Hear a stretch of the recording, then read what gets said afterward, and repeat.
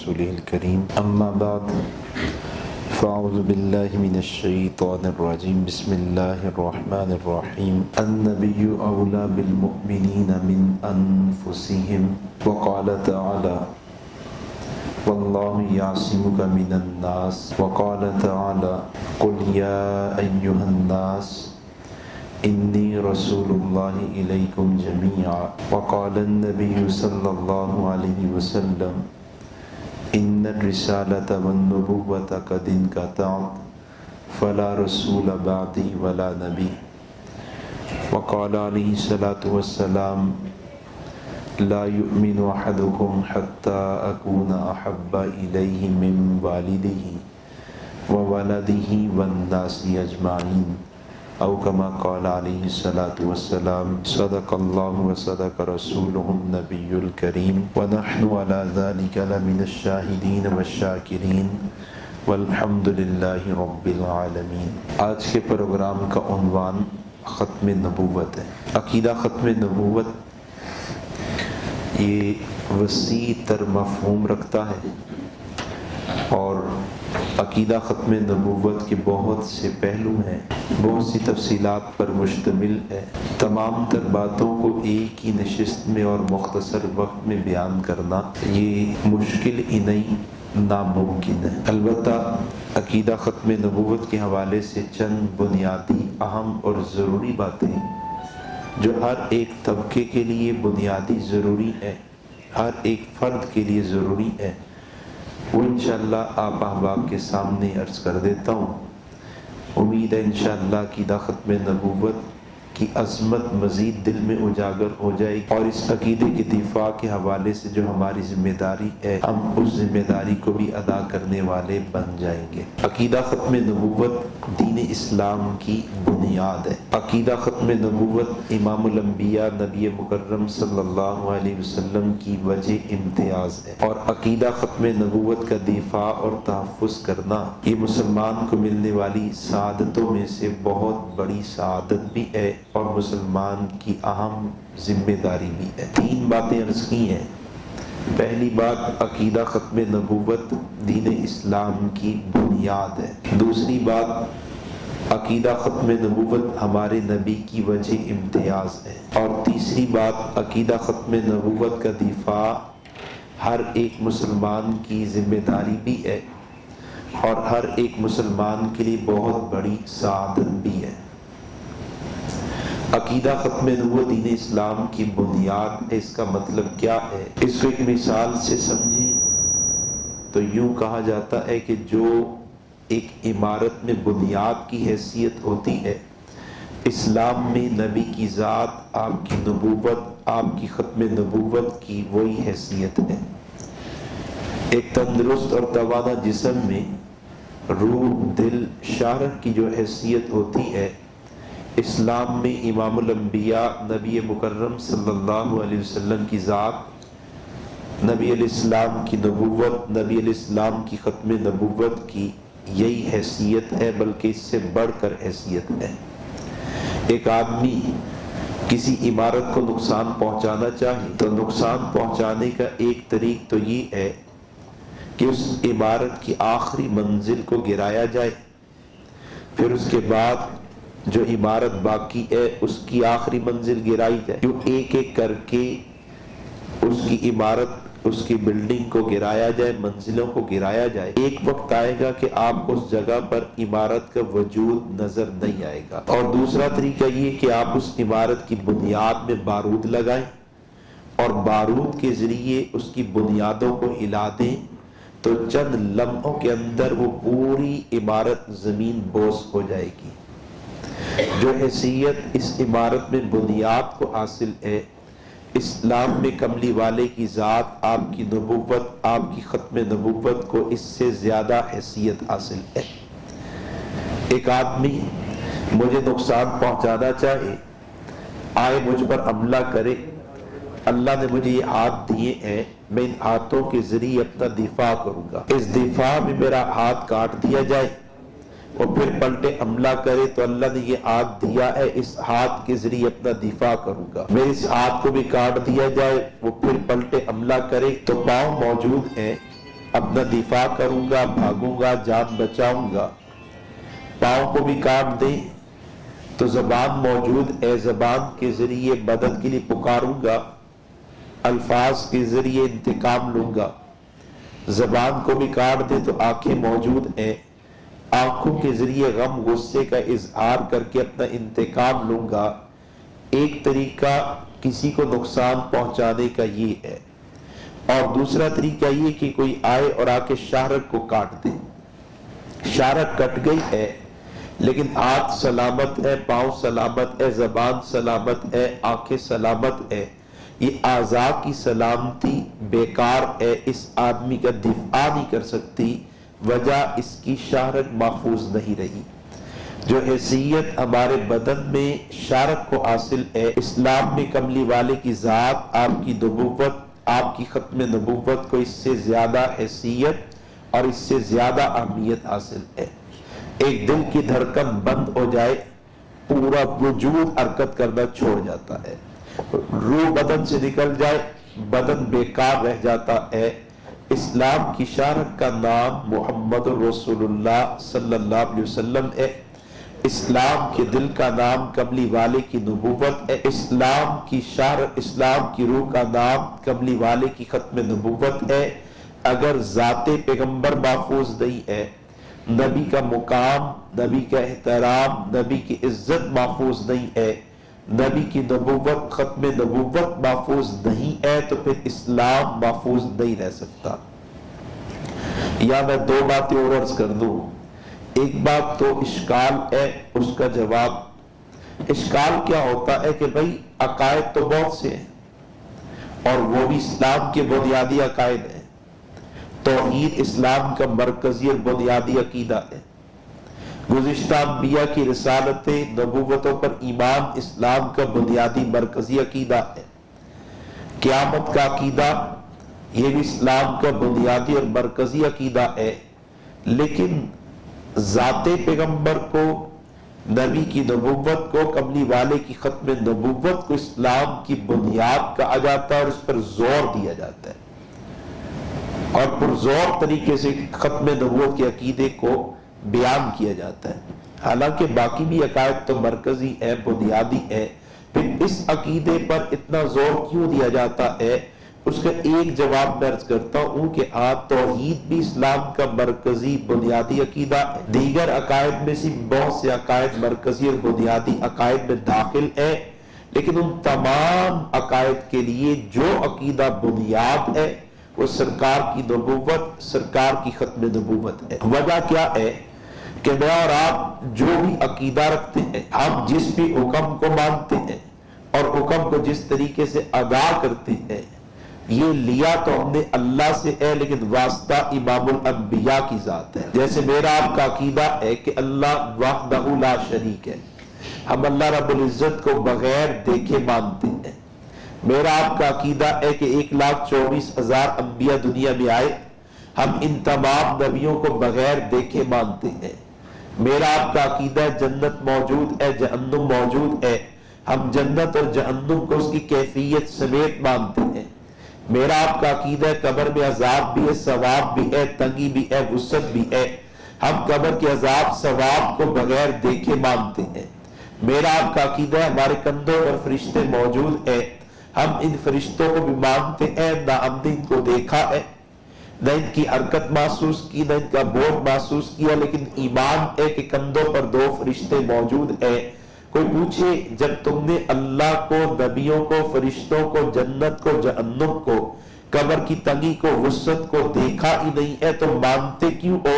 تو اس کے کیوں کے جواب میں ہم نبی علیہ السلام کی ذات کو پیش کرتے ہیں کہ ہم نے حضور پاک صلی اللہ علیہ وسلم کو مانا، نبی پر اعتماد کیا، نبی کو سچا مانا۔ آپ نے فرما دیا اللہ ہے اور ایک ہے، ہم نے کملی والے پر اعتماد کر کے بغیر دیکھے اللہ کو مان لیا ہے۔ آپ نے فرما دیا 1,24,000 انبیاء آئے، ہم نے نبی پر اعتماد کر کے بغیر دیکھے نبیوں کو مانا ہے۔ آپ نے فرما دیا جنت بھی ہے، جہنم بھی ہے، ہم نے نبی پر اعتماد کر کے بغیر دیکھے جنت جہنم کو مانا ہے۔ غرض یہ کہ جو بھی عقیدہ ہم مانتے ہیں رب اور بندے کے درمیان میں واسطہ محمد رسول اللہ صلی اللہ علیہ وسلم کی ذات پاک ہے. اگر اس واسطے کو نکالا جائے تو پھر کچھ باقی نہیں بچتا.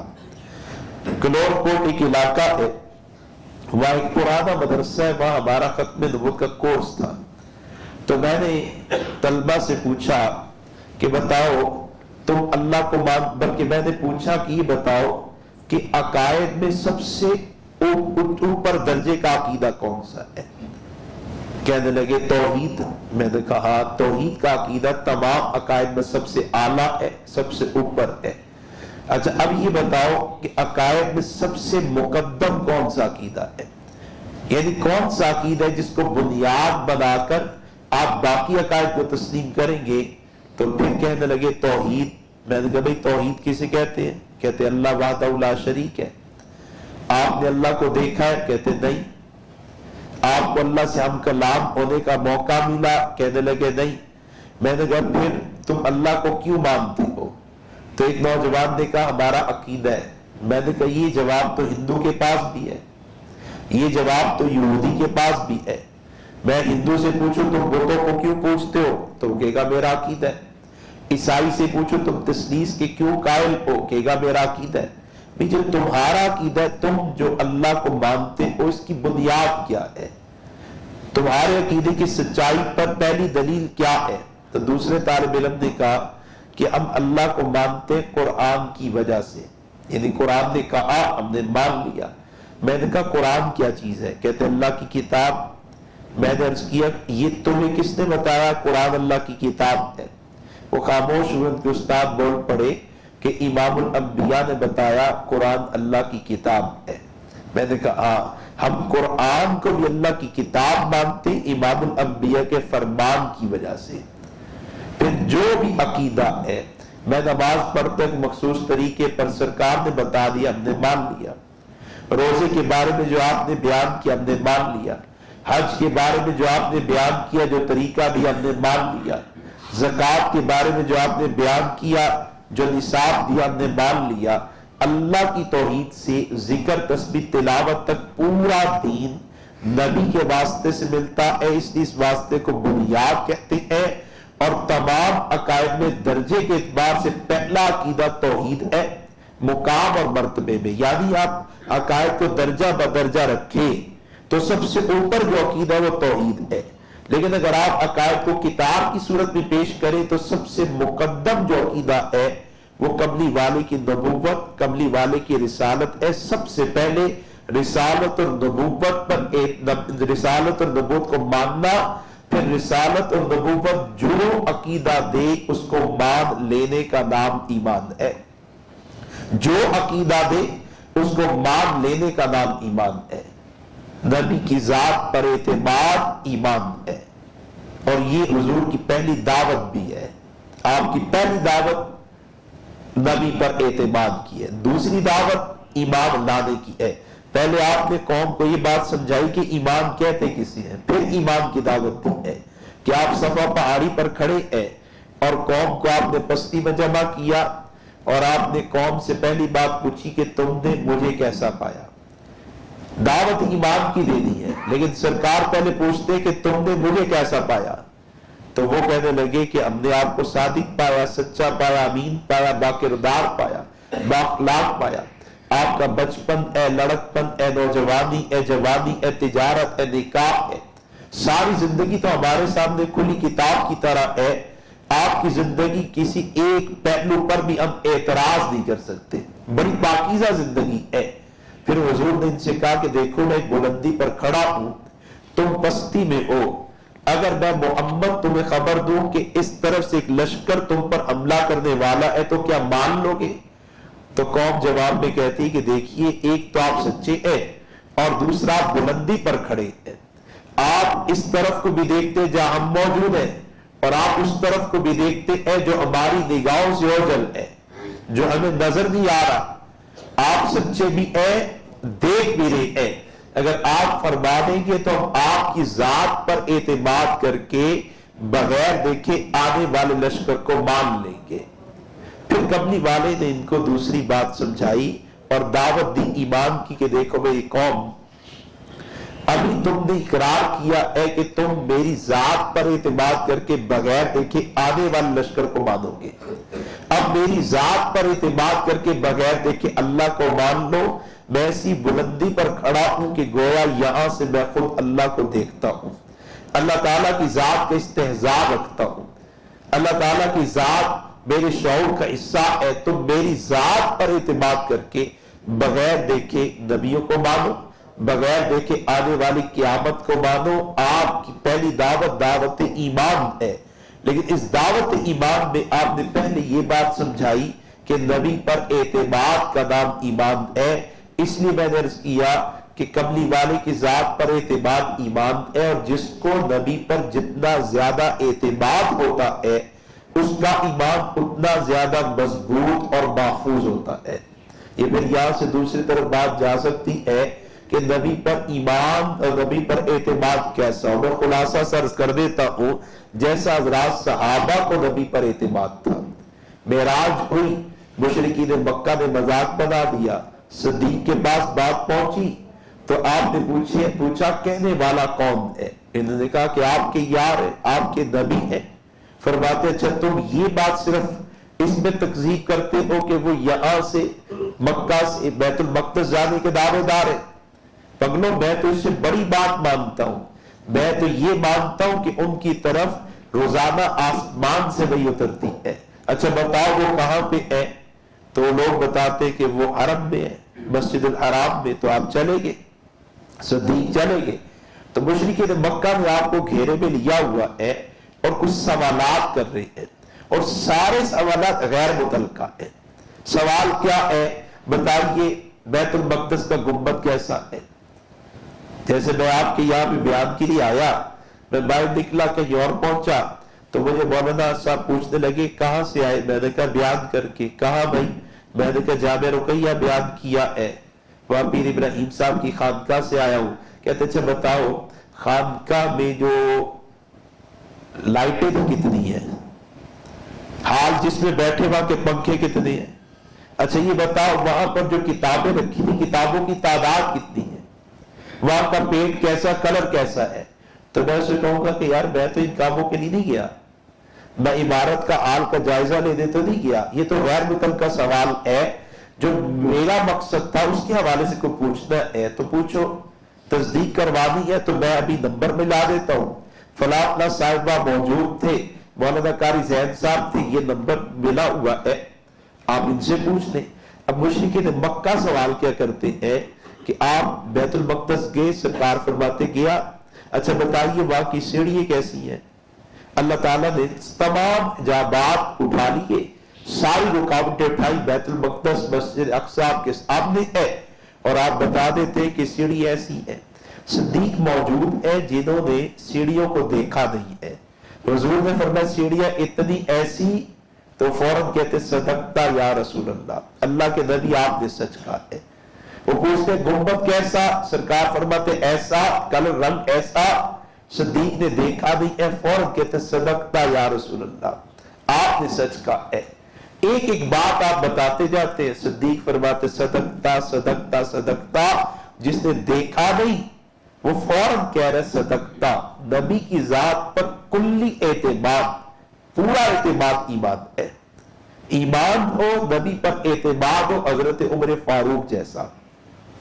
منافق اور یہودی کا معاملہ ہے، سرکار نے فیصلہ کیا منافق کے حق میں، ظاہراً تو وہ کلمہ کو ہے لیکن اندر سے یہودی ہے، منافق ہے، اس کے حق میں فیصلہ، یہودی کے حق میں فیصلہ ہوا، اور یہ منافق اس فیصلے سے راضی نہیں ہوا۔ حق بھی یہودی کا بنتا تھا اس لیے اس کے حق میں فیصلہ ہوا، لیکن یہ راضی نہیں ہوا۔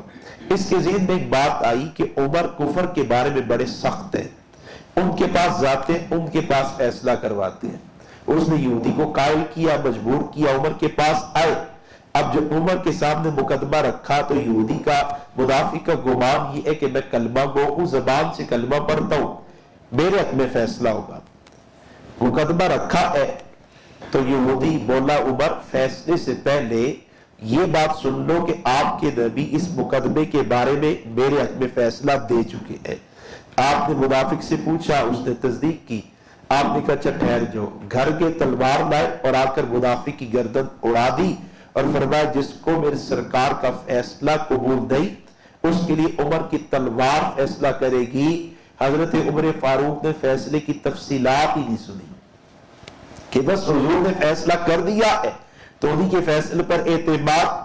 حضرت عثمان کے خلاف خارجی فتنہ بڑھ گیا، بغاوت بڑھ گئی، سرکار کا دیدار ہوا، شیخین کریمین ساتھ ہیں، تو حضرت رسول پاک صلی اللہ علیہ وسلم نے فرمایا کہ عثمان آج کا افطار ہمارے ساتھ کرنا۔ تو حضرت عثمان نے اہل مدینہ کو بتا دیا، خود روزہ رکھا، اہل مدینہ کو بتا دیا سرکار کا فرمان آیا ہے، حکم آ چکا ہے، اب تو عثمان حضور کے پاس جانے لگا ہے۔ اور کتنا زیادہ اعتماد ہے، مدینہ سے روپوش نہیں ہوئے، چھپے نہیں، دستے نہیں بلائے، محافظین اکٹھے نہیں کیے، تلاوت قرآن شروع کر دی۔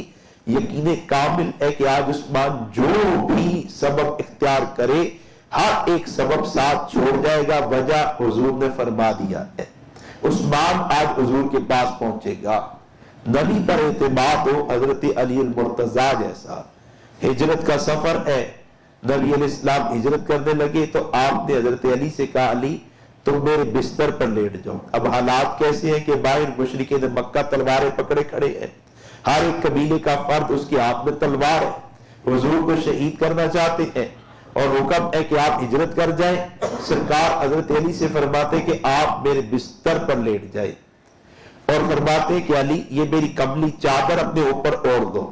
حضور کے بستر پر لیٹ جانا ہی موت کے منہ میں لیٹنا ہے، پھر اوپر سے چادر ڈال کے اپنے چہرے کو بدن کو چھپا لینا، اس میں تو موت کے خطرات بڑھ گئے کہ مشرکین مکہ اندر گھسے اور وہ حضرت علی کو محمد صلی اللہ علیہ وسلم سمجھے اور آپ پر حملہ کر دیں، غصے میں حملہ کر دیں کہ چلو حضور تک تو ہم پہنچے نہیں، چلو علی یہ بھی مومن ہے، ان کے ماننے والا انہی کو شہید کر دے۔ تو حضور نے فرمایا میرے بستر پہ لیٹو، میری چادر اوڑھ دو اور علی صبح اہل مکہ کی امانتیں لوٹا دینا۔ اور ایک روایت میں آپ نے فرمایا علی اہل مکہ تمہیں کچھ نہیں کہہ پائیں گے۔ حضرت علی نے یہ بات سنی تو بستر پہ لیٹے، چادر اوڑھ لی ہے، صبح بیدار ہوئے، مکہ والوں کو پتہ چلا تو غصہ کیا، پوچھا حضور کیسے؟ اے لاعلمی کا عذر پیش کر دیے کہ میں نہیں جانتا حضور کہاں پہ ہے، کہاں پہ ہے میں نہیں جانتا، بس یا نہیں ہے۔ حضرت علی کا اعتماد سرکار کی بات پر کتنا ہے کہ وہ فرماتے ہیں کہ مجھے ویسے اگلے سانس کا بھی یقین نہیں کہ آئے گا یا نہیں، لیکن جس رات حضور نے فرمایا کہ علی میرے بستر پر لیٹ جو صبح اہل مکہ کی امانتیں لوٹا دینا، تو مجھے اس رات یقین تھا کہ آج میری موت نہیں آنے لگی، چونکہ سرکار نے تشکیل کر دی کہ صبح اہل مکہ کی امانتیں لوٹانی ہے۔ تو کملی والے امام الانبیاء نبی مکرم صلی اللہ علیہ وسلم کی ذات پر اعتماد ایمان ہے۔ جس کو حضور کی ذات پر جتنا زیادہ اعتماد ہوگا اس کا ایمان اتنا زیادہ مضبوط اور محفوظ ہوگا، اور حضور کی ذات پر اعتماد بڑھتا ہے سرکار کی پہچان سے، اور سرکار کی پہچان آتی ہے کملی والے کی سیرت کو پڑھنے سے، اور سیرت طیبہ وہ فقط نبی کی تعلیم کو پڑھنے کا نام نہیں ہے۔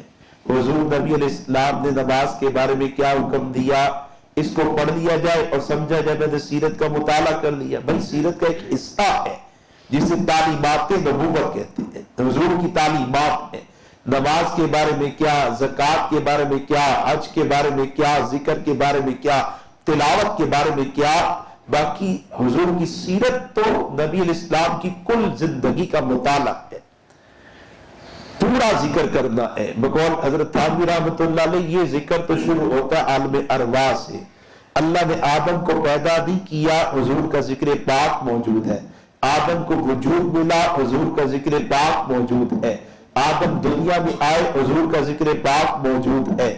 انبیاء دنیا میں آئے، حضور کا ذکر پاک موجود ہے، آپ کے کمالات فضائل موجود ہے۔ حضور کی ولادت سے پہلے کے احوال سرکار کی سیرت کا حصہ ہے۔ نبی علیہ السلام کی ولادت کے عجائبات سرکار کی سیرت کا حصہ ہے۔ پھر نبی علیہ السلام کا بچپن ہے، لڑکپن ہے، نوجوانی ہے، جوانی ہے، نکاح ہے، تجارت ہے، پھر آپ کے غزوات ہے، معاملات ہے، معاشرت ہے، اخلاق ہے، آپ کے کمالات، آپ کی عظمتیں ہے، اس ساری کی ساری زندگی، اس میں حضور کے اصحاب کی عظمتیں، آپ کی ازواج کی عظمتیں، آپ کی اولاد کی عظمتیں، پھر آپ کا وصال ہے، قبر مبارک کی زندگی ہے، معاشر کی عظمتیں ہے، اور جنت میں جانا ہے، اور جنت میں جانے کے بعد اللہ جو ہمارے نبی جی کو عظمت عطا فرمائیں گے ان کا مطالعہ ہے۔ جو آدمی حضور نبی علیہ السلام کے حوالے سے تفصیلات پڑھتا ہے اسے حضور کی پہچان ہوتی ہے، اس پہچان سے نبی علیہ السلام کی ذات پر اعتماد بڑھ جاتا ہے، اور جس کو سرکار پر جتنا زیادہ اعتماد ہو، میں نے عرض کیا، اس کا ایمان اتنا زیادہ مضبوط ہے، اتنا زیادہ محفوظ ہے۔ تو واپس آئیے عقیدہ ختم کے حوالے سے میں عرض کر رہا تھا کہ تمام عقائد میں درجے کے اعتبار سے تو توحید بڑا ہے، لیکن جب آپ ایک کتاب کی صورت میں عقائد کو پیش کریں تو سب سے آگے جو عقیدہ ہے وہ نبی کی نبوت اور رسالت ہے۔ نبی کی نبوت اور رسالت کو ماننا، نبی کو سچا ماننا، اور پھر نبی پر اعتماد کر کے عقیدے کو مان لینا، حکم کو مان لینا، حکم کی ادائیگی کے طریقے کو مان لینا، اسے ایمان کہتے ہیں، اسے ایسے ماننے والے ہی کو مومن کہتے ہیں۔ اور نبی علیہ السلام کی ختم نبوت سرکار کی وجہ امتیاز بھی دین کی بنیاد ہے، اور نبی علیہ السلام کی وجہ امتیاز ہے۔ ہمارے دو بڑے عقیدے ہیں، سرکار کی نسبت سے ہمارے دو بڑے عقیدے ہیں۔ ایک عقیدہ یہ ہے کہ حضور تمام انبیاء میں اعلیٰ ہے، اور دوسرا عقیدہ یہ کہ حضور تمام انبیاء میں ممتاز ہے۔ فضیلت بھی حضور کے لیے ثابت ہے اور امتیاز بھی حضور کے لیے ثابت ہے۔ کوئی پوچھے آپ کے نبی تمام انبیاء میں اعلیٰ کیوں ہیں، حضور کے لیے فضیلت کیوں ثابت ہے، تو ہم جواب میں کہتے ہیں کہ ہمارے نبی کو اللہ نے 1.25 لاکھ نبیوں کے کمالات کا جامع بنایا ہے۔ حضور کی ذات میں، آپ کی نبوت میں 1.25 لاکھ نبیوں کے کمالات جمع ہے۔ ان کمالات کی کثرت اور زیادتی کی وجہ سے حضور تمام انبیاء میں اعلیٰ ہے۔ یعنی ہر ایک نبی کو اگر نبوت کا ایک کمال ملا تو ہمارے نبی کو اللہ نے 1.25 لاکھ کمالات عطا کیے۔ ہر ایک نبی کو اگر نبوت کے 2 کمال ملے تو ہمارے نبی کو اللہ نے 2.5 لاکھ کمالات عطا کیے۔ ہر نبی کو اگر 4 کمالات ملے تو ہمارے نبی کو اللہ نے 5 لاکھ کمالات عطا کیے ہیں۔ ان کمالات کی کثرت اور زیادتی کی وجہ سے ہمارے نبی تمام انبیاء میں اعلیٰ ہیں۔ ہمارے نبی کے لیے تمام انبیاء پر فضیلت ثابت ہے۔ پھر وہ پوچھے اچھا حضور کے لیے امتیاز کیسے ثابت ہے، تو ہم کہیں گے جناب آدم سے عیسیٰ تک 1,24,000 انبیاء، ان کو اللہ نے ایک منصب عطا کیا ہے، ان کو اللہ نے ایک تاج پہنایا ہے، ان کو اللہ نے ایک اعزاز عطا کیا ہے۔ اس منصب، تاج، اعزاز کا نام نبوت ہے۔ حضرت آدم اللہ کے نبی، حضرت شیس اللہ کے نبی، حضرت نوح اللہ کے نبی، ان تمام کے پاس نبوت والا منصب، ان تمام کو نبوت کا ایک تاج پہنایا گیا، اور ہمارے نبی کو اللہ نے 2 منصب عطا کیے، ہمارے نبی کو اللہ نے 2 اعزاز عطا کیے، ہمارے نبی کو اللہ نے 2 تاج پہنائے، ایک منصب نبوت والا اور دوسرا منصب ختم نبوت والا، ایک اعزاز نبوت والا اور دوسرا اعزاز ختم نبوت والا، ایک تاج تاج نبوت ہے اور دوسرا تاج تاج ختم نبوت ہے۔ سرکار اپنی ختم نبوت کی وجہ سے تمام انبیاء میں ممتاز حیثیت کے عامل ہیں۔ سارے نبی ہیں، حضور نبی بھی ہے، خاتم النبیین بھی ہے، سب کے پاس نبوت ہے، حضور کے پاس نبوت بھی ہے اور ساتھ ختم نبوت بھی ہے۔ اور یہ ختم نبوت کا عقیدہ ہمارے نبی کو پہلے انبیاء میں ہر ایک پہلو سے امتیاز عطا کرتا ہے۔ اگر آپ اخلاق کے اعتبار سے دیکھیں تو آپ کو حضور تمام انبیاء میں ممتاز نظر آتے ہیں۔ اگر آپ کمالات کے اعتبار سے دیکھیں تو حضور تمام انبیاء میں ممتاز نظر آتے ہیں۔ اگر آپ تعلیمات کے اعتبار سے دیکھیں تو حضور تمام انبیاء میں ممتاز نظر آتے ہیں۔ اگر آپ معجزات کے اعتبار سے دیکھیں حضور تمام انبیاء میں ممتاز نظر آتے ہیں۔ اگر آپ کتاب کے اعتبار سے دیکھیں حضور تمام انبیاء میں ممتاز نظر آتے ہیں۔ اگر آپ اصحاب، اولاد، ازواج کے اعتبار سے دیکھیں حضور سارے انبیاء میں ممتاز ہیں۔ آپ زمانے، علاقے، انسانوں کی تقسیم کے اعتبار سے دیکھیں حضور تمام انبیاء میں ممتاز ہے۔ سرکار ختم نبوت کے اعزاز، تاج، منصب کی وجہ سے پہلے تمام انبیاء میں ہر ایک پہلو سے ممتاز ہے، اور اس امتیاز کی وجہ میں عرض کر رہا ہوں ختم نبوت ہے۔ اسی میں سے 3 باتیں تھوڑی تفصیل سے عرض کرتا ہوں۔ پہلی بات، پہلے نبیوں کو دیکھیں، وہ نبی بن کر آئے، نبوت کا منصب لے کر آئے، تو ہر ایک کی نبوت کا زمانہ محدود ہے۔ حضرت آدم بھی محدود زمانے کے نبی، حضرت شیس بھی محدود زمانے کے نبی، حضرت نوح بھی محدود زمانے کے نبی، یہ سارے کے سارے انبیاء محدود زمانوں کے نبی ہیں۔ سنت اللہ ہے، جب نیا نبی آتا ہے تو پہلے کا زمانہ ختم ہو جاتا ہے۔ سنت اللہ، جب نیا نبی آتا ہے تو پہلے کا زمانہ ختم ہو جاتا ہے۔ کوئی نبی بن کر آیا 1 سال کے لیے، کوئی نبی بن کر آیا 1 ماہ کے لیے، کوئی نبی بن کر آیا 1 دن کے لیے، قوم نے شہید کر دیا۔ پھر نیا نبی آیا تو اب نئے کا زمانہ ہے۔ تمام انبیاء محدود زمانوں کے نبی ہیں، اور ہمارے نبی کو اللہ نے ختم نبوت کا تاج پہنا کر بھیجا تو قرآن مقدس نے اعلان کیا، قل یا ایھا الناس انی رسول اللہ الیکم جمیعا، اے نبی جی آپ محدود انسانوں اور محدود زمانوں کے نبی نہیں، ہم نے تو آپ کو قیامت تک کے تمام زمانوں اور قیامت تک کے تمام انسانوں کا نبی بنا کر بھیجا ہے۔ زمانہ صحابہ کا تھا، ان سے پوچھا گیا بھئی رب کس کو مانتے ہو؟ تو کہنے لگے، آپ بولیں گے تو مراقبے والے واپس آ جائیں گے، حالت مراقبے والے، لیکن وہ بیچارے سو رہے ہیں۔ صحابہ کا دور ہے تو انہوں نے کس کو رب مانا؟ اور نبی کس کو مانا؟ امام الانبیاء کو۔ یہ طبقہ نجات پا گیا۔ پھر دور بدلا، زمانہ بدلا، نئے انسان آئے، ان سے پوچھا گیا رب کون ہے؟ کہتے اللہ۔ نبی کس کو مانتے؟ کہتے امام الانبیاء کو۔ یہ تابعین بھی نجات پا گئے۔ پھر تبع تابعین کا زمانہ آیا، ان سے پوچھا کہ رب کون ہے؟ کہتے اللہ۔ نبی کون ہے؟ کہتے امام الانبیاء۔ یہ بھی نجات پا گئے۔ یوں زمانے گزرتے گزرتے گزرتے آج میرا آپ کا زمانہ ہے۔ ہم سے کوئی پوچھتا ہے رب کس کو مانتے ہو تو ہم کیا کہتے ہیں؟ اللہ کی ربوبیت کے اقرار میں بخل، شرم، جھجک نہیں ہونی چاہیے۔ کوئی مجھ سے پوچھے بھی تمہارا باپ کون ہے، میں فوراً کہتا ہوں بھائی شیر محمد میرا باپ ہے۔ اچھا بھائی تمہارے استاد پیر کون ہے، میں فوراً کہتا ہوں جناب مفتی حسن صاحب پیر استاد ہیں۔ تو جب کوئی پوچھے تمہارا رب کون ہے تو جھجک ہونی چاہیے۔ کون ہے ہمارا رب؟ ہمارا رب کون ہے؟ خدا کی قسم کوئی جھجک نہیں ہونی چاہیے۔ اور ہمیں یہ بھی نہیں پتا کہ کس مجلس میں ربوبیت کا اقرار رب کو پسند آئے اور رب اسی پر فیصلہ کر دے کہ ان کی ربوبیت کا اقرار ایسے طور پر ہوا، پسند آ گیا، اے فیصلہ کرتا ہوں نجات کا۔ ہمارا رب کون ہے؟ اس 1450 سال کے بعد پوچھا گیا بھئی تم کس کو رب مانتے ہو؟ تم نے کہا اللہ کو۔ اچھا تم کس کو نبی مانتے ہو؟ کہ ہم نے کہا امام الانبیاء کو۔ 1450 سال پہلے والے بھی یہی عقیدہ رکھتے ہیں اور 1450 سال بعد والے بھی یہی عقیدہ رکھتے ہیں۔ مزید زمانہ گزر جائے قیامت اور دور ہو جائے، 14,500 سال گزر جائے تو کیا رب رسول بدل جائے گا؟ 14.5 لاکھ سال گزر جائے قیامت نہ رب رسول بدلے گا؟ جب تک زمانے کی گردش ہے۔ سورج طلوع غروب ہو رہا ہے، ربوبیت اللہ کی ہے، نبوت امام الانبیاء کی ہے۔ دوستو کل زمانوں کی نبوت کو ختم نبوت کہتے ہیں، کل انسانوں کی نبوت کو ختم نبوت کہتے ہیں، کل زمانوں کے نبی کو خاتم الانبیاء کہتے ہیں، کل انسانوں کے نبی کو خاتم الانبیاء کہتے ہیں۔ اور اسی طرح آپ علاقائی تقسیم کے اعتبار سے حضور کو دیکھیں، حضور یہاں بھی ختم نبوت کے اعزاز تاج منصب کی وجہ سے جدا ملتے ہیں۔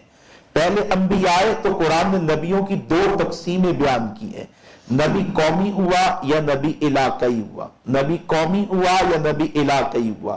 قرآن کہتا ہے الا قومی ہود قوم کے نبی، الا قومی صالح قوم کے نبی، الا قومی حضرت لوط قوم کے نبی، الا مدینہ حضرت شعیب علاقہ مدین کے نبی ہے۔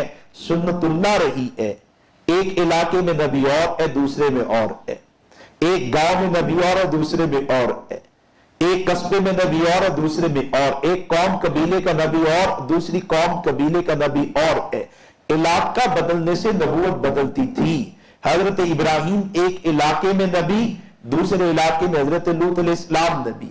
حضرت یعقوب جیسے بڑے درجے کے نبی ایک علاقے میں موجود ہے، پھر وہ سفر کر کے دوسرے علاقے مصر میں پہنچے تو اب مصر والوں کے لیے ان کی نبوت نہیں رہی۔ مصر میں حضرت یوسف علیہ السلام نبی موجود ہیں، وہاں پر ان کی نبوت ہے۔ ایک علاقے میں جناب موسیٰ ہے، ساتھ میں ہارون ہے، دوسرے علاقے میں جائے جناب شعیب علیہ السلام نبی موجود ہے۔ یہ پہلے انبیاء نبی بن کر آئے، نبوت کا منصب لے کر آئے، تو ہر ایک کی نبوت کا زمانہ محدود، علاقہ محدود ہے، محدود علاقے کے نبی۔ حضور ختم نبوت کی دستار، ختم نبوت کا تاج پہن کر آئے تو قرآن مقدس نے اعلان کیا وَمَا أَرْسَلْنَاكَ إِلَّا رَحْمَةً لِلْعَالَمِينَ، کہ حضور قومی نبی نہیں ہے، علاقائی نبی نہیں ہے۔ ایسا نہیں کہ آپ صرف قوم قریش کے نبی، ایسا نہیں کہ آپ صرف اہل مکہ کے لیے نبی۔ اللہ فرماتے ہم نے تو آپ کو رحمت للعالمین بنا کر بھیجا ہے۔ یہ وہ لفظ ہے جو اللہ نے اپنی ربوبیت کے لیے بیان کیا ہے۔ ہم قرآن شروع کرتے ہیں تو پہلی سورت پڑھتے ہیں سورہ فاتحہ، اور پہلی آیت پڑھتے ہیں الحمدللہ رب العالمین، تمام تعریف اللہ کے لیے۔ ہم نے پوچھا اللہ کون؟ تو جواب آیا وہ رب العالمین ہے، سارے جہانوں کا پروردگار وہ ہے۔ قرآن کا آغاز اللہ کی ربوبیت سے ہے، اور قرآن کے اختتام بھی اللہ کی ربوبیت پر ہے۔ آخری سورت ہے سورہ ناس، تو ہم سورہ ناس پڑھتے ہیں تو پہلی آیت کون سی؟ قل اعوذ برب الناس۔ ابتدا میں اللہ کی ربوبیت کے ایک پہلو کو بیان کیا، اور قرآن کے اختتام پر اللہ کی ربوبیت کے دوسرے پہلو کو بیان کیا، اور ابتدا میں اسی آیت کی ضمن میں سرکار کی ختم نبوت کے ایک پہلو کو بیان کیا، اور اختتام پر جائیں تو اس آخری سورت کی پہلی آیت کے ضمن میں سرکار کی ختم نبوت کے ایک پہلو کو بیان کیا ہے۔ رب اپنی ربوبیت کے ساتھ ساتھ سرکار کی نبوت اور سرکار کی ختم نبوت کو چلاتا رہتا ہے۔ آپ کو صرف کلمے میں نہیں، قرآن مقدس میں جائیں تو اللہ کی ربوبیت کے ساتھ سرکار کی نبوت کا تذکرہ، سرکار کی ختم تذکرہ ملتا رہتا ہے۔ تو بہرحال یہ پہلی آیت ہے الحمدللہ رب العالمین، اور وہاں فرمایا وَمَا أَرْسَلْنَاكَ إِلَّا رَحْمَةً لِلْعَالَمِينَ۔ مطلب کیا ہے کہ اگر اب آپ ایک علاقے سے دوسرے علاقے میں جائیں، ایک شہر سے دوسرے شہر میں جائیں، ایک صوبے سے دوسرے صوبے میں جائیں، ایک ملک سے دوسرے ملک میں، ایک بر اعظم سے دوسرے بر اعظم میں، جہاں کہیں جائیں نجات چاہیے تو رب ماننا ہوگا اس کو جو رب العالمین ہے، نبی ماننا ہوگا اس کو جو رحمت للعالمین ہے، کل جہانوں کا پروردگار اللہ رب العالمین، اور کل جہانوں کے لیے نبوت امام الانبیاء کی ہے۔ کوئی پوچھ لینا ختم نبوت کسے کہتے ہیں، تو میں ختم نبوت کا ایک معنی یہ کرتا ہوں کہ حضور کل جہانوں کے نبی ہیں، کل جہانوں کی نبوت کو ختم نبوت کہتے ہیں، اور کل جہانوں کے نبی کو خاتم النبیین کہتے ہیں۔ اس ساری بحث کو آپ ایک سطر میں بیان کرتے ہیں تو آپ کہتے ہیں کہ حضور کل جہانوں کے، کل زمانوں کے، کل انسانوں کے نبی ہیں۔ اس کا حاصل کیا نکلے گا؟ کوئی بھی انسان کسی بھی خطے میں ہو، کسی بھی قوم سے ہو، کسی بھی رنگ نسل سے ہو، کسی بھی زمانے میں ہو، اگر نجات چاہتا ہے تو نجات کے سارے دروازے بند ہو چکے ہیں۔ ایک در کھلا ہے، در مصطفیٰ ہے، اور اسی نجات کے در کا نام ختم نبوت ہے۔ ایک اور پہلو سے بات ہوتی ہے، وہ تفصیل تو نہیں ہو سکتی، میں نے تیسری آخری بات اس کی بات کرنی ہے، لیکن اشارتاً بات عرض کر دیتا ہوں۔ ختم نبوت یہ مرکز وفا کا نام ہے، ختم نبوت مرکز محبت کا نام ہے، ختم نبوت مرکز ہدایت کا نام ہے، ختم نبوت مرکز نجات کا نام ہے۔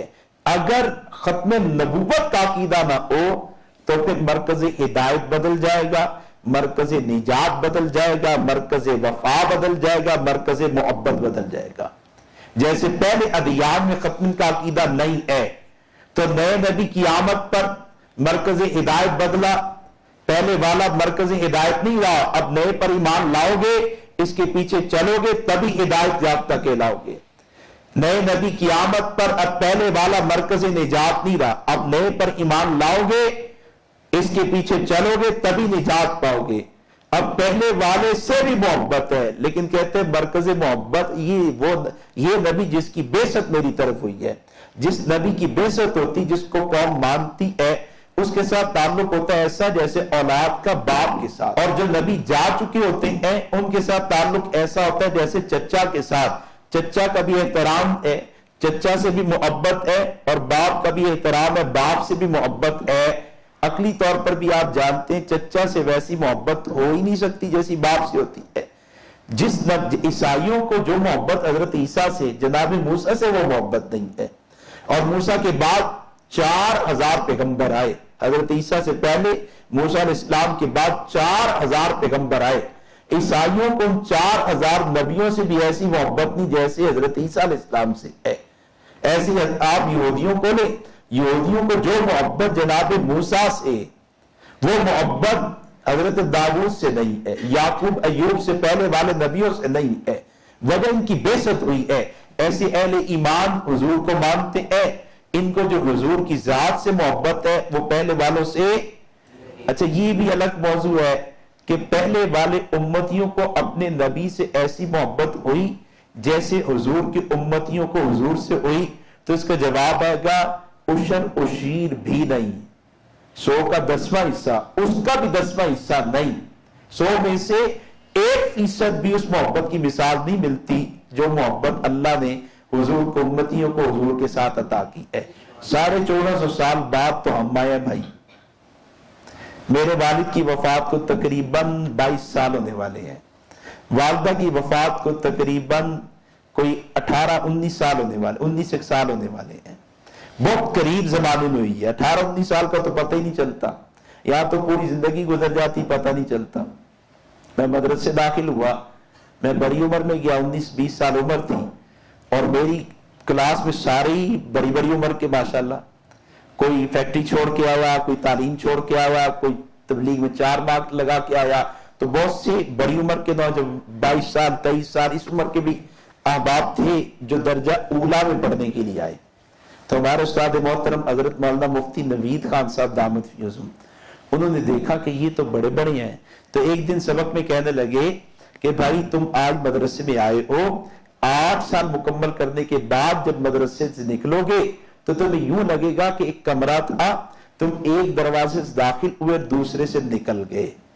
تو میں نے سوچا کہ استاد جی ہمارا حوصلہ بڑھا رہے ہیں، 8 سال اور مدرسے میں 8 سال گزرے مدرسے میں ایسے گزر جائیں، اس صرف حوصلہ افزائی کر رہے ہیں۔ اچھا اس کے بعد 3 سال گزر گئے، میری والدہ کی وفات ہو گئی، تو میں اپنے رشتہ داروں میں بیٹھا ہوا تھا، تو میں نے استاد محترم حضرت مولانا مفتی نوید خان صاحب کے جملہ سنا دیا، اور یہ بات کہہ دی کہ میرے 3 سال گزر گئے پتہ نہیں چلا۔ تو میرے ماموں طارق صاحب موجود ہیں، یہ بھی اسی مجلس میں موجود تھے، تو فرمانے لگے کہ بھانجے تیرے 3 سال گزرے تجھے پتہ نہیں چلا، ہمارے 50 سال گزر گئے ہمیں نہیں پتہ چلا۔ اس کے بعد میری توجہ کہ آج جو جتنا بھی بوڑھا ہے اس سے پوچھو یار یہ تمہاری زندگی کیسے گزری، تو وہ کہے گا جیسے جوان تیرے 20 سال گزرے، میرے 80 سال تیرے 20 سال کوئی فرق نہیں ہے، جیسے تجھے 20 گزرنے کا پتہ نہیں چلا ایسے مجھے 80 گزرنے کا پتہ نہیں چلا۔ میرے گھر میں ایک دوست بیٹھے تھے مفتی ثاقب علی صاحب، تو میں نے ان سے کہا مفتی صاحب 27 سال گزر گئے اور پتہ ہی نہیں چلا یار، زندگی بیکار گزر گئی، ردی ہو گئے، ہم دین کا کوئی کام نہیں کر سکے، رب سے کوئی تعلق نہیں مضبوط کر سکے، جوڑ نہیں سکے۔ تو وہ کہنے لگے منیر صاحب اتنے ہی باقی ہیں، مطلب جتنی تیزی سے 27 گزرے ہیں یہ آنے والے بھی اسی تیزی سے گزر جائیں گے، اور اب ان آنے والوں میں سے 12-13 سال مزید گزر گئے، اور مجھے ان کی بات یوں لگتی کہ ابھی انہوں نے کہا تھا کہ آنے والے 27 بھی یوں ہی گزر جائیں گے۔ میں نے گجرات کے منڈی باؤدین کے گاؤں میں بات کی، تو ایسی گفتگو کے دوران عنوان تھا عظمت قرآن، سامنے ایک بوڑھا بیٹھا ہے، تو میں نے ان سے پوچھا کہ بابا جی کتنی عمر ہے؟ کہنے لگے 97 سال، ماشاءاللہ فٹ تھے۔ میں نے کہا بابا جی ماشاءاللہ 97 سال بڑے فٹ ہیں، اور پھر میں نے پوچھا کہ بابا جی کیسے گزری؟ کہنے لگا پتر چنگی یا ماڑی پتہ ہی کوئی نہیں چلیا گزر گئی، بس پتہ ہی کوئی نہیں چلیا گزر گئی۔ آپ یہ بوڑھے آدمی بیٹھے ان سے پوچھیں کہ کتنی تیزی سے گزری، تو کہیں گے ایسی گزری جیسے مولوی صاحب کہہ رہے ہیں۔ ہر ایک کی گزر جاتی، لیکن یہ مردود شیطان لعین یہ کیا کہتا ہے؟ یہ کہتا ہے جو گزری ہے نا اس کو مت دیکھو، جو آنے والی ہے اس کو دیکھو۔ ابھی تو تم یار 20 سال کے، 22 24 25 سال 30 سال کے ہو۔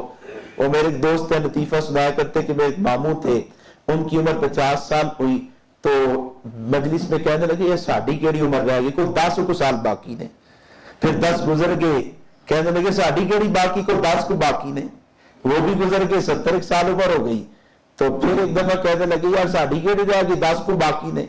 تو یہ بھانجا بولا مامو جی میں بچپن تو 10 سنتا آ رہا ہوں، کدو پورے ہونے جی، ہم تو بھائی بریک 10 15 20 سے نیچے آتے ہی نہیں نا۔ سفید بالوں والے بھی نہیں آتے، کالے بالوں والوں کو تو سوچ ہی نہیں آتی، سفید بال والے بھی 15 20 سے نیچے آتے ہی کوئی نہیں۔ کہ ابھی پڑھی ہے، ابھی پوتے ہیں، جوان ہوں گے۔ ان کی شادی میری والدہ جس دن فوت ہوئی ہے، میں مدرسے سے والدہ کی پاس آیا، اسپتال کی تھی، پھر گھر آئی تو کسی خاتون کا فون آیا، اس وقت پٹی سیل بہت استعمال ہوتا تھا، فون آیا تو میری ماں نے کہا میں انی جلدی کوئی نہیں جا رہا، میرے 3 پتر رہندے نے، میں انہوں نے ویاہ کے جانا ہے، ان کی شادی کر کے جانی ہے۔ اور اس کے بعد میں مدرسے چلا گیا۔ پھر رات کو پھر فون آیا ماں جی دوبارہ اسپتال چلی گئی۔ میرے دل نے کہا اب ماں جی اسپتال سے اللہ کے پاس چلی گئی، اب واپس نہیں آئیں گی۔ وہ دن کو کہہ رہی ہیں کہ میں اپنے پترانوں ویاہ کے جانا ہے، میں بھی جلدی نہیں جانا۔ بھئی ہمارا اس زندگی کے 2 جہاں، ایک یہ جہاں ایک وہ جہاں، ان 2 جہانوں کے درمیان بس فاصلہ ایک سانس کا، جو چل رہی ہے تو یہ جہاں، جو رک گئی تو وہ جہاں۔ سانس کے رکنے کا نام موت ہے، برزخ ہے۔ یہ کہاں رکنی ہے اس کا پتہ مجھے نہیں ہے، اس کا پتہ آپ کو نہیں ہے، پتہ نہیں یہی میری رک جائے، یہیں پر میری رک جائے۔ میں اپنے طلبہ سے جانے لگا سفر پہ تو میں نے طلبہ کو کہا دعا کر دینا، زندگی رہی تو ملاقات ہوگی۔ تو کہنے لگا استاد جی اللہ پاک آپ کو لمبی زندگی عطا فرمائے، اللہ تعالیٰ آپ کی زندگی لمبی کرے۔ تو میں نے ان کو کہا کہ دوستو تمہیں یہ کیوں خیال آیا کہ میں اپنی بات کر رہا ہوں؟ ممکن ہے کہ تمہاری زندگی ختم ہونے والی ہو۔ اب جب کوئی کہنا زندگی میں ملاقات ہوگی تو مخاطب کو وہم بھی نہیں ہوتا کہ میرے بارے میں بھی بات ہو سکتی ہے۔ وہ کہتا ہے نہیں اللہ تعالیٰ لمبی زندگی دے گا۔ بھئی اللہ آپ کو بھی تو لمبی زندگی دے، آپ کی زندگی میں تو کوئی پتہ نہیں۔ تو بہرحال میں یہ عرض کر رہا تھا کہ نبی علیہ السلام کل زمانوں، کل جہانوں، کل انسانوں کے نبی۔ حاصل کیا کوئی انسان کسی بھی زمانے، کسی بھی خطے، کسی بھی رنگ نسل، کسی بھی علاقے کا، اور نجات تبھی ہوگی جب حضور نبی علیہ السلام کے دامن رحمت کے ساتھ وابستہ ہو جائے اور آپ کو اللہ کی طرف سے آخری حجت مان لے۔ آخری حجت آپ ہے، سارے راہیں بند، سارے دروازے بند، صرف امام الانبیاء رحمت کائنات صلی اللہ علیہ وسلم ہی کی راہ کھلی ہے۔ اسی کو ختم نبوت کہتے ہیں۔ اور نبی علیہ السلام کو جو اللہ نے معجزات عطا کی، یہ بات بڑی توجہ سے سنیے گا، حضور کو اللہ نے جو معجزات عطا کی، ان معجزات سے سرکار کی صداقت بھی ثابت ہوتی ہے، سرکار کی عظمت بھی ثابت ہوتی ہے، سرکار کی نبوت بھی ثابت ہوتی ہے، اور سرکار کی ختم نبوت بھی ثابت ہوتی ہے۔ کوئی نہ کوئی پہلو ختم نبوت کا، کوئی نہ کوئی پہلو آپ کے معجزات سے ثابت ہو جاتا ہے۔ جیسے معراج کے معجزے کو لیں، معراج ہوئی، آپ کو مکہ سے اللہ بیت المقدس لے کے گئے، پھر وہاں سے دوسرا حصہ شروع ہوا اور وہاں سے اللہ آپ کو عالم بالا کی طرف لے کے گئے۔ یہ جو معجزہ ہے معراج، اس معجزے سے بھی سرکار کی صداقت، سرکار کی عظمت، سرکار کی نبوت، سرکار کی ختم نبوت ثابت ہوتی ہے۔ اور صداقت تو ثابت ہوئی، جیسے مشرکین نے سوال کیا، آپ کی صداقت ثابت ہو گئی، پھر آپ کی عظمت اور آپ کی نبوت، ختم نبوت کیسے ثابت ہوئی؟ کہ اللہ رب العزت نے آپ کے پیچھے اسی دھرتی پر، غور سے بات سن لیجیے گا، آپ کے پیچھے اسی دھرتی پر، زمین پر 1.25 لاکھ نبیوں کو جمع کیا ہے، اور ان تمام کو آپ کا مقتدی بنا دیا، آپ کو مقتدا بنا دیا۔ وہ سارے مقتدی ہیں، آپ امام ہیں۔ آپ کی عظمت ثابت کی، آپ کی نبوت ثابت کی، اور خاتمیت کیسے ثابت کی، آپ کی ختم نبوت کیسے ثابت کی کہ دیکھو اب یہ محمد آ گئے ہیں، ان کے آنے کے بعد اقتدا بھی ان کی ہے، مقتدا ہی ہے، ان کے آنے کے بعد شریعت ان کی ہے، اصول ضابطے ان کے ہیں، ان کے آنے کے بعد تعلیم، عبادت، طرز عبادت ان کا ہے، اور دیکھو ان کی موجودگی میں ایک نبی نہیں، ہم سارے نبیوں کو دنیا میں لا چکے، اس سارے ان کے مقتدی بن گئے ہیں، تو تمہیں بھی انہی کی اقتداء، جب سچے ان کے پیچھے چل رہے ہیں تو تمہیں بھی اسی سچے کی اقتداء کرنی ہوگی۔ میرا ایک سفر ابھی بھیرا ہوا تو وہاں پہ ایک مولانا صاحب بیان کر رہے تھے، تو بیان کے دوران فرمانے لگے کہ اگر بالفرض موسیٰ علیہ السلام دنیا میں آ جائیں تب بھی حضور آخری رہیں گے۔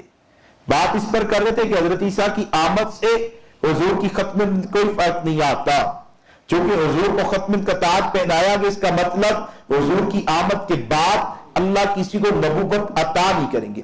جناب عیسیٰ کو حضور سے پہلے نبوت عطا کی گئی، حضور کی آمد کے بعد کوئی نبی پیدا نہیں ہوگا، جناب عیسیٰ حضور سے پہلے پیدا ہوئے، حضور کی آمد کے بعد اللہ نبیوں کی تعداد میں اضافہ نہیں کرے گا، حضرت عیسیٰ کی آمد سے نبیوں کی تعداد میں اضافہ نہیں ہوگا۔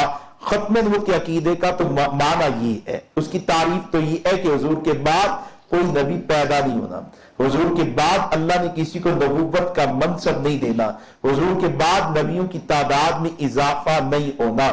اس کے ضمن میں وہ فرمانے لگے حضرت عیسیٰ آئیں گے تب بھی حضور آخری ہوں گے، اور بالفرض موسیٰ علیہ السلام آ جائیں تب بھی حضور آخری، حضور ہی کی شریعت، بالفرض جناب ابراہیم آ جائیں تب بھی حضور آخری، حضور ہی کی شریعت۔ مجھے بات کا موقع ملا تو میں نے عرض کیا کہ حضرت ناراضگی نہیں، معذرت کے ساتھ ایک بات کی وضاحت کرنا چاہتا ہوں، کہتے کر لو۔ میں نے کہا بالفرض کی قید لگانے کی ضرورت کیا ہے؟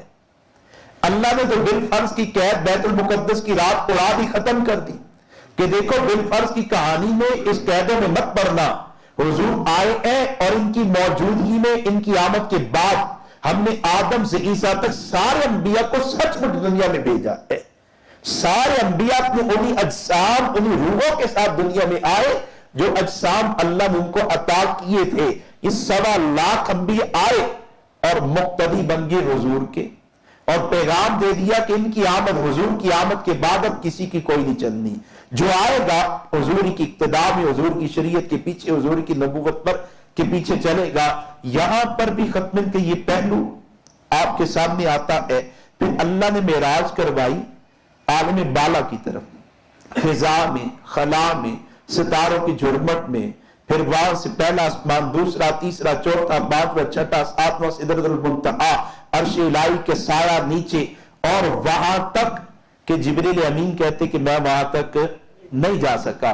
حضرت مولانا ادریس صاحب کاندھلوی فرماتے ہیں کہ اللہ معراج کی رات حضور کو جہاں تک لے کر گئے وہ اس کائنات کا ایک سرا ہے، اس کائنات کی ایک طرف ہے، ایک سرا ہے، ایک حصہ ہے، اس کے بعد آگے کائنات نہیں ہے، اس کائنات کے ایک حصے تک لے کے گئے۔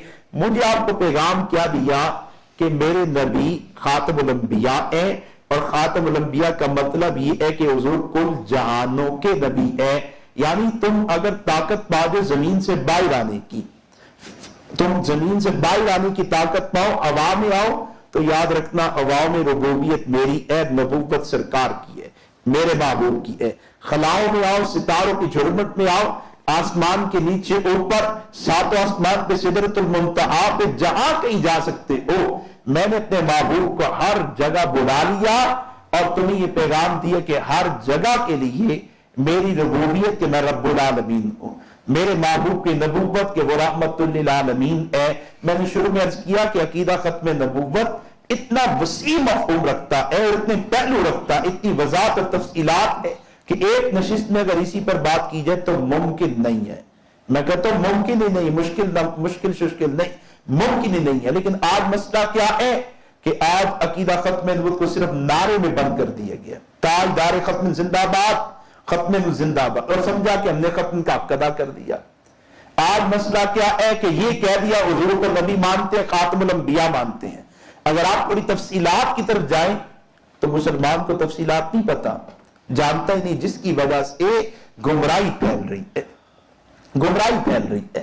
ہم ٹاؤن شپ میں بیٹھے ہیں، یہ جوان ٹاؤن شپ کے زین صاحب، ہم نے جب ٹاؤن شپ میں کام شروع کیا، ان سے پوچھئے ٹاؤن شپ کا حال کیا تھا۔ یہ اسی مین المدینہ روڈ پہ جائیں، آگے چوک کے پاس ایک مسجد ہے، آخری برکت چوک کے پاس مسجد ہے، اس مسجد کے محلے میں 27 لوگ قادیانی ہوئے تھے۔ اٹی شاہ چوک گورنمنٹ ہائی سکول ٹاؤن شپ کے قریب ہے، وہاں پہ کارنر پر عوام بک کارنر ہے، عوام بک کارنر۔ اسی محلے کے اندر ایک فیملی کے 16 لوگ قادیانی ہوئے تھے، 16 لوگ۔ اب مجھے بتائیں، یہاں کے مولوی، یہاں کے دیندار طبقہ، ان کی ذمہ داری نہیں تھی کہ سرکار کی ختم پر پہرا دیتا؟ جس دور میں ہم 2006-7 کی بات ہے، پورے ٹاؤن شپ کے اندر ایک مسجد بھی نہیں تھی جہاں ختم نبوت پر بات ہوتی ہو۔ ہم تو اس علاقے میں بیٹھے ہیں نا، اللہ کے فضل میں ملک گھوماؤں، میں آپ کے سامنے پورے ملک کو ایک پلیٹ پہ آپ کے سامنے رکھوں کہ پورے ملک کے اندر 2006 سے پہلے ختم کا کام عوام میں کہاں تھا اور کتنا تھا۔ قادیانیوں نے اسی سے فائدہ اٹھایا کہ مسلمان تحفظ ختم کا کام بھی نہیں کرتا اور مسلمان کو عقیدہ ختم کی تفصیلات کا بھی علم نہیں، جس کی وجہ سے گمراہی پھیل رہی ہے۔ یہ ماڈل ٹاؤن آپ جائیے، اے بلاک، عثمانیہ مسجد، جامع عثمانیہ، اس مدرسے کے قریب 4-5 گھر چھوڑ کے 2 لڑکیاں، 2 سگی بہنیں قادیانی ہوئی، پھر لندن باغی قادیانی سے نکاح کر لی، اسکین کالج میں پڑھی، SCFM پڑھاتی تھی بڑی بہن، اس کے بعد وہ قادیانی اور وہیں سے وہ لندن بھاگ گئی۔ قادیانی کی مبلغہ، آج تک قادیانی کی مبلغہ، ایسے کیس بہت سے۔ وجہ کیا بنتی ہے؟ مسلمانوں کی جہالت۔ مسلمان عقیدہ ختم نبوت کو نہیں جانتا۔ وابڈا ٹاؤن میں جائیں، J1 میں مسجد ہے، قاری عبید اللہ چترالی صاحب، ان سے جا کے آپ احوال لیں تو آپ کہیں گے یار وہ کہیں گے اللہ ان کو جزائے خیر عطا فرمائے، یہ آگے، ورنہ یہاں تو ارتداد بڑا تھا، یہاں پر تو ارتداد بڑا تھا، یہ پورے ملک کا حال تھا۔ اور بنیادی وجہ کیا ہے؟ ہمارے ہاں ہم عقیدہ ختم کے تحفظ کے حوالے سے کہتے ہیں بس یہ مولوی صاحب لگے تھے نا، وہ ختم لگے تھے بس وہ کافی۔ حالانکہ دوستو، سرکار کی ختم نبوت پر ایمان یہ بھی ضروری ہے، سرکار کی ختم عزت کا پرچار یہ بھی ضروری ہے، اور سرکار کی ختم کا دفاع یہ بھی ضروری ہے۔ جیسے ایمان ایک ڈاکٹر لایا، انجینئر لایا، مولوی صاحب لائے، مفتی صاحب لائے، پیر صاحب لائے، خاتون لائی، مرد لایا، اب اس کے ذمے ہے، وہ ڈاکٹر، انجینئر ہے، مولوی ہے، مفتی ہے، کوئی بھی ہے، خدا کی قسم اس کے ذمے حضور کا حق ہے کہ حضور کی ختم ان کا پرچار بھی کرے۔ میں نے خدا کی قسم کھا کے کہا ہے، اس کے ذمے حضور کا حق ہے کہ سرکار کی ختم نبوت کا پرچار بھی کرے، اور اس کے ذمے حق ہے کہ سرکار کی ختم نبوت کا دفاع بھی کرے۔ اور یہ بھی میں اللہ کی قسم کھا کے کہتا ہوں، قسم اس لیے کھا رہا ہوں کہ وقت ختم ہو رہا ہے، بات کرنے کا وقت نہیں رہا۔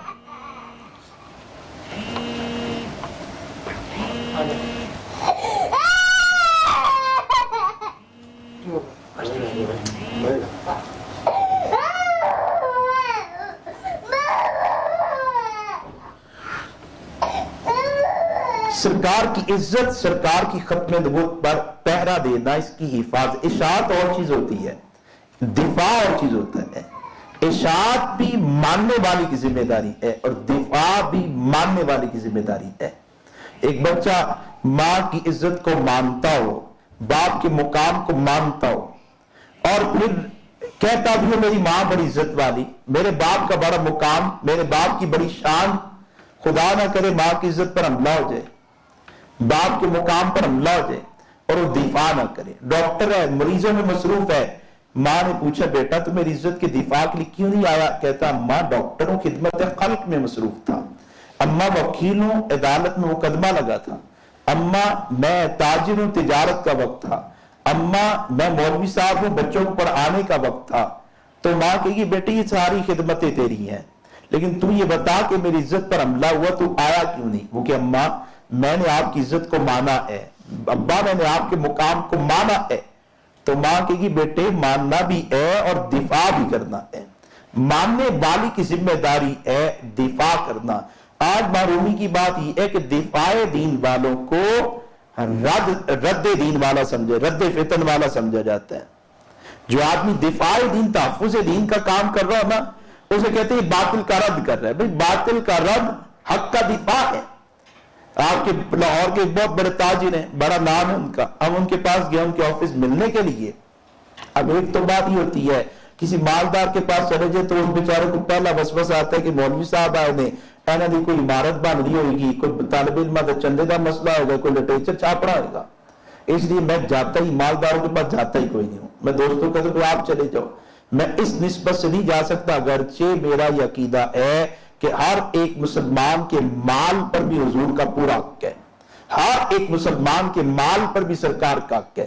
لیکن ہم چلے گئے, ان سے جا کے بات کرنی تھی کہ آپ اپنی فیکٹریوں کے اندر ختم نبوت کے عقیدے کا پرچار کریں اور اس عقیدے کے دفاع کے لیے ہمارا ساتھ دیں. اپنے مجموعوں کو جمع کریں, ہم میں سے کوئی ساتھی آئے گا سیشن پر آدھی کرے گا.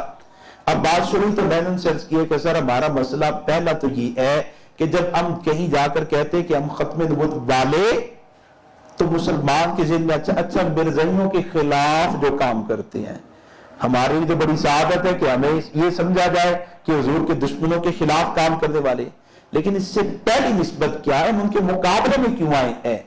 وہ تو سرکار کی عزت کی بات ہے, سرکار کی ختم کے دفاع کا مسئلہ ہے. جو ماننے والا ہے اسی کے ذمے دفاع ہے. دفاع کس درجے کا ہے اس پر کبھی پھر بات کریں گے, لیکن صحابہ کا طرز عمل دیکھ لیں. صحابہ نے حضور کو مانا بھی ہے اور حضور کا دفاع بھی کیا ہے. صحابہ نے سرکار کی ختم کو مانا بھی ہے, سرکار کی ختم کا دفاع بھی کیا ہے. حضور کی عزت کو مانا بھی ہے, حضور کی عزت کا دفاع بھی کیا ہے. ذات پیغمبر کی بات صحابہ دفاع کرتے ہیں, عزت رسول کی بات صحابہ دفاع کرتے ہیں, ختم نبوت کی بات صحابہ دفاع کرتے ہیں. اور حضور جب صحابہ سے بیعت لیتے ہیں, بڑی مشہور بیعت ہے جسے بیعت عقبہ ثانیہ کہتے ہیں, آپ بیعت لے رہے ہیں تو بیعت میں آپ کیا کہتے ہیں؟ اے مدینہ سے آنے والوں, اس میں نام یسرب تھا, لینا وہ اچھا نہیں ہے. مدینہ سے آنے والوں بیعت کرو کہ تم اللہ کا شریک نہیں ٹھہراؤ گے. انہوں نے کہا ہم اللہ کا شریک نہیں بنائیں گے. بیعت کرو کہ تم زنا نہیں کرو گے, زنا نہیں کریں گے. قتل نہیں کرو گے, قتل نہیں کریں گے. اس پر بیعت نہیں جاری. کرو گے کیا, اس پر بھی بیعت, اور جو نہیں کرنا اس پر بھی بیعت. اور حضور بیعت لیتے ہیں اور وعدہ لیتے ہیں کہ مدینہ سے آنے والوں مجھ محمد سے وعدہ کرو کہ تم میرا دفاع میرا تحفظ بھی کرو گے. یہ بیعت کے الفاظ اور یہ بیعت کی کلمات کن کن چیزوں پر بیعت لینی ہے, یہ نبی اپنی طرف سے بیان نہیں کر سکتا, یہ اللہ کی طرف سے ہے کہ ان چیزوں پر آپ ان سے بیعت لیں. تو بیعت نہیں جاری ہے. حضور فرماتے ہیں بیعت کرو اور وعدہ کرو کہ تم محمد کے ساتھ محمد کا دفاع کرو گے, میرا دفاع کرو گے, میرے دشمن کے مقابلے میں آؤ گے, میری ذات میری عزت کے پر پہرا دو گے. اور ان لوگوں نے بیعت کی. حضرت عباس نے کہا کیا کہہ رہے ہو؟ انہوں نے کہا ہم نے بیعت کی ہے, ہجرت کی اب دعوت دے رہے ہیں. فرمایا جانتے ہو جس ذات کو ہجرت کی دعوت دے رہے ہو یہ تمہارے ساتھ چلے گی تو پورا عرب تمہارا دشمن بن جائے گا. یہ گنتی کے چند لوگ ہیں اور عباس کہہ رہے کہ پورا عرب تمہارا دشمن بن جائے گا. اگر تم سے وفا کر سکتے ہو, ان کا دشمن میدان میں آئے تم دفاع کر سکتے ہو, ان کو لے جاؤ, ورنہ عباس کا قبیلہ ہے, قبیلے میں چھوڑا تو عباس اپنے بھتیجے کا دفاع کرے گا. بطور بھتیجے کے دفاع کا اعلان کیا ہے. اللہ کو حضور سے وفاداری کا اظہار اقرار اعلان کتنا محبوب ہے. اللہ نے حضرت عباس کو ایمان عطا کر دیا. حضور کے دو چچا مسلمان, ایک حضرت عباس اور ایک حضرت حمزہ. حضرت عباس نے کہا میں آپ کا دفاع کروں گا, نسب کی وجہ سے, ایمان کی وجہ سے نہیں, ابھی تو ایمان لائے نہیں تھے. اللہ کو اتنا پسند آیا حضرت عباس کو ایمان دیا. حضرت حمزہ کو پتہ چلا, مدینہ میں ایک لونڈی نے کہا کہ آج ابو جہل نے تیرے بھتیجے کو بڑی گالیاں دی ہیں, توہین کی, گستاخی کی ہے, اور کمال ہے قربان جب ضبط اتنا بولے نہیں, تیرا بھتیجا بولا ہی نہیں, خاموش رہا. حضرت حمزہ نکلے ابو جہل کی تلاش میں, اس خبیث کو جا کے پیٹا, مارا, اور پھر غصے میں کہا کہ لے میں اب اپنے بھتیجے کے دین پر گیا, کیا بگاڑتا تو میرا بگاڑ کیا کر سکتا ہے میرے مقابلے میں. یہ غصے میں کہا ہے, دل سے بھی ایمان نہیں لائے تھے. اور میں اس کو کہتا ہوں کہ اللہ نے کہلوا دیا, حضور کی وفاداری میں گئے ہیں. اگرچہ نسب کی نسبت ہے لیکن جا کے برچھا مارا اور جا کے اسے پیٹا ہے. غصے میں کہہ دیا, وہاں سے نکلے تو کہنے لگے اب زبان سے کہہ دیا تو دل سے بھی مان لو، جا کے ایمان لے آئے۔ یہ دوسرے چچا ہے، آپ کی پھوپھیوں میں سے صفیہ مسلمان ہوئی، آپ صفا پہاڑی پر کھڑے قوم کو دعوت دی ایمان لاؤ، قوم کو دعوت دی ایمان، تو ایک بندہ نیچے ہے ابو لہب، حضور کا کیا لگتا ہے؟ ہاں، یہ باپ شریک چچا ماں شریک چچا نہیں ہے، حضور کے والد کی والدہ اور ہے، اور ابو لہب جو عبد المطلب تھے ان کی جس بیوی سے حضور کے والد ہیں اسی بیوی سے ابو لہب نہیں ہے، دوسری بیوی سے ہے، تو اس کو کہتے ہیں یہ باپ شریک ہے، ماں شریک نہیں ہے، حقیقی بھائی نہیں ہے۔ یہ ماں شریک باپ شریک جو ہے، اس نے یوں پتھر اٹھایا حضور کو مارنے لگا، ایک عورت قریب کھڑی ہے، اس نے یوں ہاتھ پکڑ دیا، پتھر ٹکرایا اور کہنے لگی میرے بھتیجے کو کیوں مارتے ہو؟ یہ روکنے والی سیدہ صفیہ ہے۔ اللہ کو غیرت محمد اتنی پسند آئی کہ سیدہ صفیہ کو ایمان عطا کر دیا۔ حضرت ابو سفیان کو ایمان ملا، وہ خندق میں بدر میں آئے بچے ہیں، احد میں گئے بچے ہیں، خندق میں آئے بچے ہیں، فتح مکہ کے موقع پر بچے، پھر ایمان لے آئے، پھر ایمان سوچ بچار کیا، کھلا تو تب ایمان لائے۔ اب ایمان لائے تو حضور نے فرمایا کہ یہ جو حرم میں آئے گا اس کے لیے بھی معافی ہے، جو اپنے گھر کو اندر سے بند کرے گا اس کے لیے بھی معافی ہے، اور جو سیدنا ابو سفیان کے گھر میں جائے اس کے لیے بھی معافی ہے، اس کے لیے بھی معافی ہے۔ بھئی ابو سفیان کے گھر میں جانے والے کو معافی کیوں ملی؟ ان کے گھر کو پناہ گاہ کیوں بنایا گیا؟ کہ ابو سفیان زمانہ کفر میں اسلام کے خلاف تھے، لیکن کہتے تھے کہ حضور بندے اچھی ہیں، اور دشمن جب حضور پر حملہ کرتا ہے مکہ میں حضور کو ایذا پہنچاتا ہے تو ابو سفیان نے اپنے گھر میں پناہ دے دی۔ اللہ رب العزت کو وہ گھر اتنا زیادہ پسند آیا کہ فتح مکہ کے موقع پر اللہ نے اسی گھر کو پناہ گاہ بنا دیا اور پناہ دے بنے والے کو ایمان عطا کر دیا۔ یہ جو لمبا موضوع، اس پر میں حضرات صحابہ کے واقعات سناؤں تو پھر مغرب سے عشاء ہو جائے۔ لمبا موضوع ہے کہ جس نے سرکار سے وفاداری کی ہے اللہ نے اس پر کیسا کیسا وہ سرکار سے وفاداری کرنے والا وہ تو کھجور کا تنا ہے، آج تک مسجد نبوی میں علامت کے طور پر موجود ہے۔ وہ یافور دراز گوشت گدھا ہے، لیکن آج تک احادیث کی کتابوں میں اس کا تذکرہ موجود ہے، اور جب اس کا تذکرہ بندہ کرتا ہے، مومن کرتا ہے، پڑھتا ہے، سنتا ہے تو اس کا دل نرم ہو جاتا ہے، اس کو پھر اللہ نے شان کی حیثیت آپ کی بر چلتے رہے گی بات۔ تو سرکار امام الانبیاء صلی اللہ علیہ وسلم کی عزت، آپ کی ناموس، آپ کی ذات پر پیرا، یہ ایمان والی کی ذمہ داری ہے۔ جیسے ماں بیٹے سے تقاضا کرتی کہ تم نے میری عزت پر پیرا دینا ہے، بہن بھائی سے تقاضا کرتی تم نے میری عزت پر پیرا دینا ہے، بیٹی باپ سے تقاضا کرتی تم نے میری عزت پر پیرا دینا ہے، اللہ کی قسم نبی امت سے تقاضا کرتے کہ تم نے میری عزت پر پیرا دینا ہے، تم نے میری ناموس پر پیرا دینا ہے، تم نے میری ذات پر پیرا دینا ہے۔ بدر کے میدان میں آئیے، پیرا کس نے دیا ہے؟ صحابہ نے۔ اور حضور نے کن کو کہا کہ تم نے میری حفاظت کرنی؟ آپ احد کے میدان میں آئے، فتح شکست میں بدلی، دشمن حضور طرف بڑھا تو سرکار نے صحابہ سے کہا، آپ نے فرمایا صحابہ تم میں سے کون جوان جو اپنی جوانی کا سودا مجھ محمد کے ہاتھ پہ کرے؟ حضرت زیاد کھڑے ہوئے اور دشمن کے مقابلے میں آئے، شہید ہو گئے۔ آپ مسلسل دیکھتے ہیں جب وہ گرے تو آپ نے فرمایا اس کو اٹھا لاؤ، اس کو اٹھا کے لائے، حضور نے اپنے قدموں میں ان کو ڈلوایا اور ان کا سر حضور نے خود اپنے قدموں میں رکھوا دیا۔ حضرت زیاد کا سر حضور کے قدموں میں تھا۔ جب حضرت زیاد کی روح اللہ کے پاس پہنچی ہے، یہ شان ملی ہے ناموس رسالت ذات پیغمبر کے محافظ کو۔ سارے صحابہ بدر احد والے جانثار، ابو دجانہ نمایاں ہو گئے، حضرت طلحہ نمایاں ہو گئے، حضرت سعد نمایاں ہو گئے۔ حضرت سعد کی بات کر کے ختم کرتا ہوں، حضرت سعد بھی نمایاں ہو گئی۔ سارے صحابہ کہتے ہیں آپ کی ذات پر پیرا ہماری ذمہ داری ادا کی، اور جس نے جس درجے بھی کی وہ اتنا ممتاز ہوا، بڑا درجہ پا گیا۔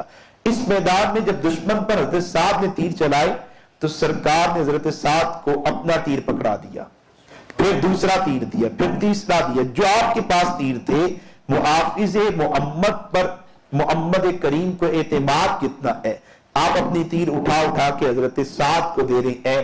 پھر ایک جملہ بولا، ارمی یا سعد، یا سعد ارمی، اے پیارے جانثار سعد، میرے دشمن پر تو تیر چلا اگلا جملہ وہ جو صدیق اکبر نے کہا، عمر فاروق نے کہا، عثمان غنی نے، علی المرتضیٰ نے، جمیع صحابہ نے کہا کیا؟